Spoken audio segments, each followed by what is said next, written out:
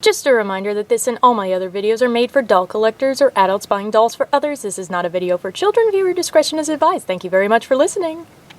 The mall. The teenage girl's paradise. A place where you can hang out with your friends, window shop with your meager $10 allowance, grab some samples from the food court, maybe more than once, and feel rather grown up because mom let you walk around alone. These days, many malls that were once bright, glamorous, and lively destinations have fallen prey to all-in-one stores like Target and Walmart and the dreaded online shopping. Those that did manage to hang on through the early 2010s were then further struck down by the pandemic and its closures. Today, only the strongest have survived.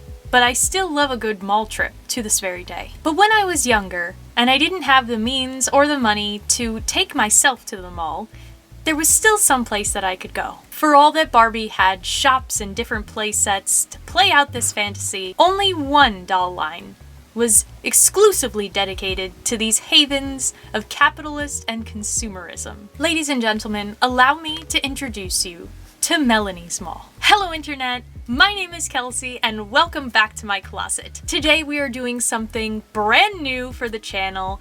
I call it Doll-cumentaries. Terrible pun, I know. However, I told you guys that I really wanted to do some stuff about doll history, and so I'm going to be doing a small series about different doll lines and toy lines that I had as a kid that maybe you guys don't really know about. It's proving already to be fun to research and find out the history behind these doll lines, find out exactly how many products there even were, how long they ran, and why they're kind of obscure now, at least to the general public. And we're starting with one of my favorites that I have never heard, or at least pretty sure I've never heard any other doll collector talk about on their channel. Maybe it was featured in Darling Doll's iceberg video. This is Melanie's Mall.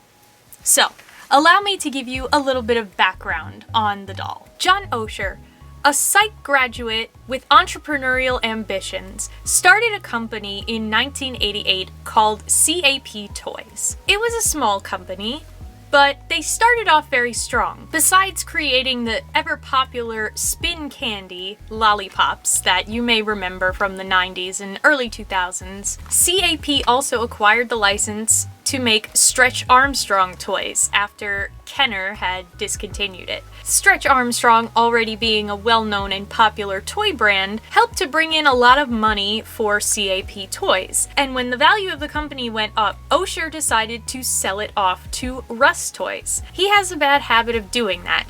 Apparently, he went on to create many other companies just to sell them off later, including ones for baby products, other candies, and even the Crest spin brush. So I guess this guy had a thing for things that spin that you put in your mouth. I'm not going to think too much into that. However, despite the fact that Osher moved on to bigger and better things, Russ Toys still let CAP develop items under their own name, just as a subsidiary. It was in 1996 that Russ's CAP division created Melanie's Mall. Not much is known about the specific people behind her, the designers, or even what inspired Melanie to be created. But whoever they were, they came up with an extremely unique concept for its time. It's Melanie's Mall. I'm Melanie. These are my friends. No Melanie's Mall, where the fun begins. Melanie's main mall comes with 2 levels of shops, a revolving door, and an escalator that really works. Here's Melanie. There's a real fountain, too. Melanie and her friends can go to the beauty salon, Great hairdo. then meet at the food court, Let's have pizza. at as many shops as you like. Melanie's main mall includes 2 dolls, other dolls, and shops sold separately from Cap Toys. Melanie was unlike anything else on the market, with real rooted hair and fabric fashion, yet only standing 3 inches tall. She combined all the best parts of Barbie and Polly Pocket. There were other characters in the line as well, such as Chrissy Lee, Andrea, Rachel, and Melanie's nameless prom date, Blonde Guy. There were several individual doll packs sold, each coming with fashions and accessories themed around teenage activities. These included babysitting, the aforementioned prom, parties, and and more.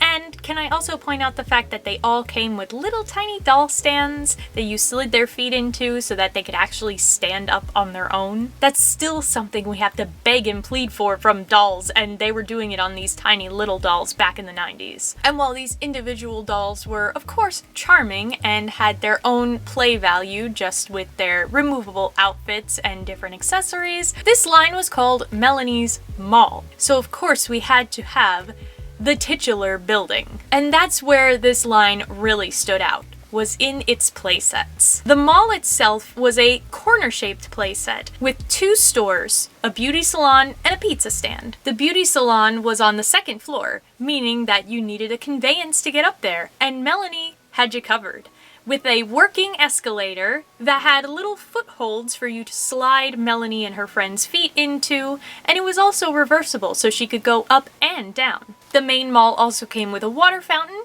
which you could fill with water and press a button to make it spout out, just like a real fountain. But of course that was just the beginning. Like any good mall, you needed to have lots of variety in your shopping options. There were 4 add-on shops and 2 two-story add-ons, all of which could be attached to the main mall to expand your play area. These included a ballet boutique, a gown shop, which I definitely did have, a bridal shop and a gymnastics shop for the individual ones, and then a jewelry pet shop combo and surf and music shop combo for the 2-story buildings. It's cool at the mall. Melanie's Mall has new mini shops. Check it out. It's Melanie's makeup counter where you can give Melanie a makeover with lipstick and eyeshadow. Great color, Melanie. Then head to the photo booth for some great glamour shots of Melanie and her friends. Just press the button and you've got a cool picture. You look great. It's cool at the mall. Melanie's makeup counter and photo booth include $1 each, others sold separately. From Cap Toys. 4 kiosks also existed so that you could play out the experience of trying to avert your eyes as you walk past the kiosk before they can try to sell you something that you don't need. These kiosks were themed around makeup, a photo booth, accessories, and stickers. There were some larger expansions as well. In 1997, a second main mall called the Cool Corner was released, featuring 4 brand new shops: a coffee shop, an arcade, a perfume store, and a shoe store, although Melanie's shoes were not actually removable, they were just painted onto her feet. There was also an ice rink, which I also had. It included a special feature where you had a wand that you slid around the underside of the rink, and the magnet inside allowed Melanie to skate. And finally, a fashion runway completed the entire mall and covered nearly everything that you could possibly want in your Team Dream Mall experience. It's a fashion show at Melanie's Mall. It's cool at the mall. Great! Come to Melanie's fashion show. It has real lights, a fashion show stage, and all the cool clothes. Move down the runway and make a cool fashion twirl. Just like a supermodel. Go backstage and get the girls ready for the show. Then pick out their favorite outfits. Beautiful. Melanie, you're on. It's cool at the mall. Melanie's fashion show includes everything you see here. Other dolls and fashion sold separately. Yet in 1997, after only 1 year, Melanie's Mall went the way of so many other shopping malls in the late 2010s and early 2020s. But why? The mid-90s didn't have half as much competition in the fashion doll industry as there is now. So you would think a unique doll like Melanie would stand out, even if she couldn't really size up to the competition. I do have a couple of theories, and her size is actually a big part of it. Because she was so small, that also meant that her accessories were small. And as it is, doll accessories are tiny. Keeping track of all your Barbie accessories is hard enough for a kid. Take them and shrink them down to like a quarter of that size, and then you're even more likely to lose them almost immediately after you open them, unless you're extremely meticulous or you have an OCD mother like I did. This could have caused parents to be reluctant to buy the toys, assuming that their child would lose the pieces, especially because the play sets were open. At least with Polly Pocket, the tiny pieces could be locked away into the sealed compacts, rather than out where anything could happen to them. It could also be that her size was not as appealing for kids looking for the true fashion doll experience. Because of her tiny head, she had pretty thin hair, and her articulation was limited due to her size as well. This meant that hair play, which is a big part of a lot of people's doll experience, as well as posability, might have taken her out of the running when compared to a doll like Barbie. It could also be that the focus on consumerism and shopping may not have been the best central theme for a doll line aimed at children, or it could be that she's simply ahead of her time. I have to wonder, in a time period like now where Polly Pocket has made a resurgence and doll brands are offering both small and miniature versions of their products, if maybe Melanie could actually stand her own. But whatever the reason, Melanie's Mall is now dead and destined to have its anchor stores turned into antique malls, fitness centers, and the occasional Dave & Buster's. But could there ever be a resurgence? Maybe. In 1997, not long after Melanie's demise, Hasbro acquired and absorbed CAP Toys from Russ, and with it, all rights to continue anything with Melanie and her mall. Of course, if they were going to continue her, it would have made more sense to do it right after they acquired the license, and perhaps revitalize the brand under the new management. But sadly, nothing ever happened. But you never know. With competitors like MGA bringing back Bratz and Lala Loopsy and Mattel bringing back Monster High, maybe it's time for Hasbro to dig into their files and find something to get into the reboot game. Something tells me that Melanie's Mall wouldn't be their first choice, but stranger things have happened. But if Melanie's Mall is destined to remain the sad, empty building that old ladies use to get their 1,000 steps a day in, and only Bath & Body Works is left alive, then at least it went out on a high note. Every piece of Melanie's Mall that I remember having was cute, creative, and well made. It didn't last long enough to go through the pitfalls that a lot of other doll lines go to, like loss in quality or creative fatigue. For me at least, Melanie's Mall will always be one of those doll lines that I remember fondly as one of the most special and unique of the 90s. And now that we've gone through the history and background of Melanie's Mall, I'm going to show you guys what pieces that I have left. Sadly, I do not have any of the actual mall pieces left. They were all sold or given away when I was younger, and my mom was cleaning out what toys that I didn't want anymore. But I made sure to keep one Melanie and a few of her outfits and accessories just because she was one of my favorites. I have showed Melanie before. It was in my doll collection video from way long ago, so you can go back and look at that, but I'm going to give you a more detailed look at her here and now. Here she is. I mentioned in that collection video that her hairstyle, I cannot believe this is still like this. I used regular hairspray on her because every blonde blue-eyed doll that I had when I was little I tried to make into a Sailor Moon doll, because I only really had that one Princess Serenity doll that really didn't look like her. So Melanie was one of my favorites, so I tried to give her Sailor Moon's hairstyle, and yeah, so now she just looks really weird. But that hairstyle has stayed there for at least 25 years, so that's kind of amazing. And Melanie has a really, really cute face too. It's really well painted for such a tiny doll. The hair, I mean, with the spray and everything and being older, it's hard to tell, but I'm thinking it's Saran, because it's got that natural blonde color,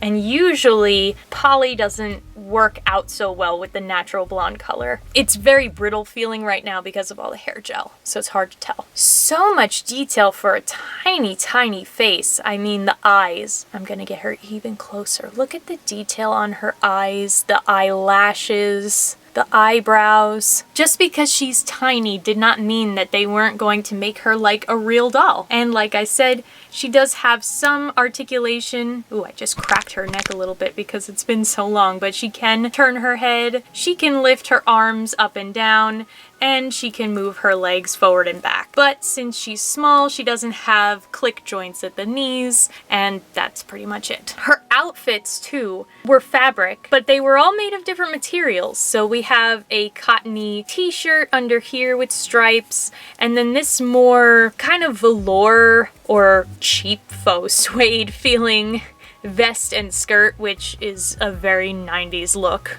of course, with a sparkly blue trim at the top of the skirt. And that velcroed in the back. The vest and the shirt are separate pieces. But still, despite the fact that she's tiny and her outfits are tiny, they're still really well made. I mean, this hasn't frayed or fallen apart in all the years that I've had her. Although I don't know why I kept this outfit, because it's really hideous. I don't know why younger me liked this outfit when I definitely had plenty others to choose from. And in fact, I'm gonna change her out of this outfit because she's been wearing it forever. And I think it's time for something different. Oh, look at that. I didn't even remember.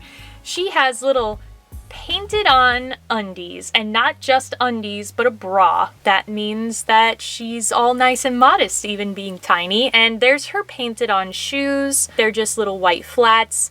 As you can see, there's holes in the bottom, and that is where, part of where, her feet would attach on her heart-shaped doll stand. And now she can stand up on her own. Now this particular Melanie, I believe, is the one that came with the ice rink, if I'm not mistaken. I had the main mall, the ice rink, a couple of the smaller stores, definitely the gown one. And I don't know if I had any of the separate Melanies that just came with the doll and some clothes, but I'm pretty sure this is the ice rink one because some of them looked a little different, and this one was my favorite out of all of the Melanies that I had. Because each set also came with a doll, so you wound up with lots of dolls to play with, though they were mostly all Melanie. Now this is one of my favorite dresses that she had. This is from the Gown Shop playset. It is a pink prom dress, basically, with these tulle puffy sleeves, a little cellophane pink shiny moment there, and this really soft chiffon, and it's even hemmed at the bottom and everything. It's hard to get Barbie dresses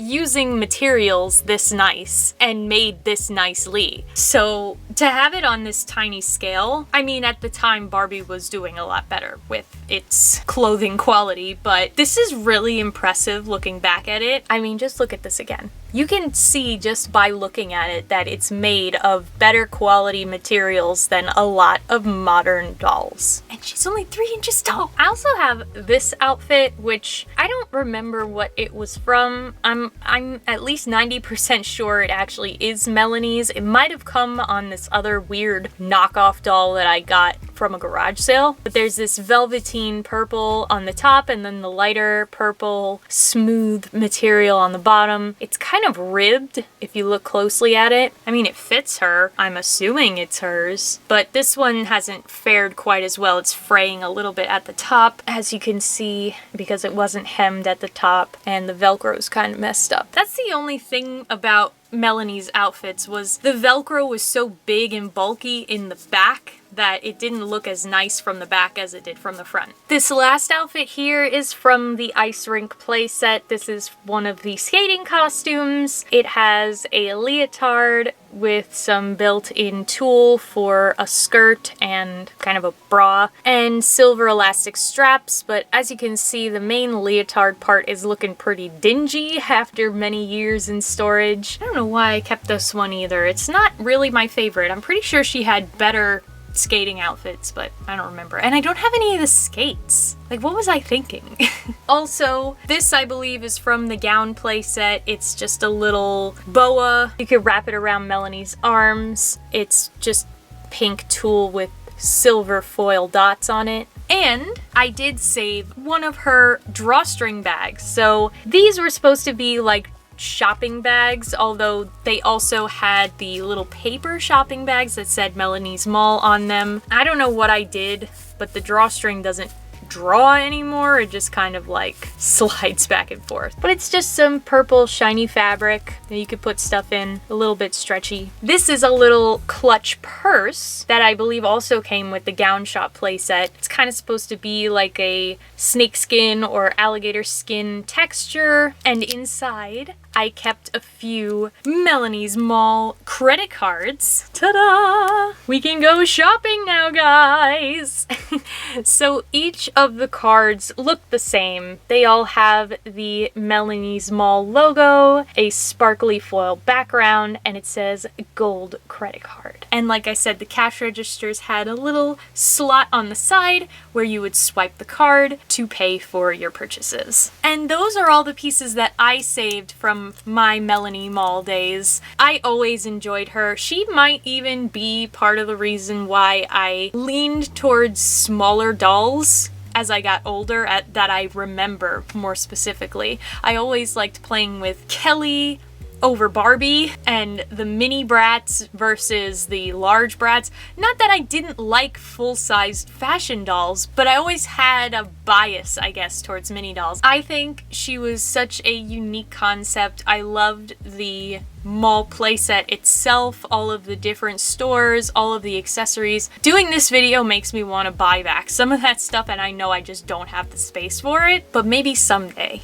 Maybe someday, since there's really not that much altogether, being that the line was only out for a year, I might even be able to get the whole collection someday and set up the whole mall. In the meantime, I have my one true Melanie, who I am going to probably try to clean up because I think she earned it after all this time. Girl needs to get a better hairstyle. Let me know, first of all, what you thought of this style of video, if you liked it, because I have other ideas that I want to put out there. And let me know if you remember Melanie's Mall, if you had Melanie's Mall, and what your thoughts are on it if you never had it when you were a kid, or this is the first time you're hearing of it or something like that. Thanks so much for watching the video. If you liked it, give it a thumbs up, subscribe to the channel, share the video with your friends, and until next time, keep on shopping, baby. Shop till you drop.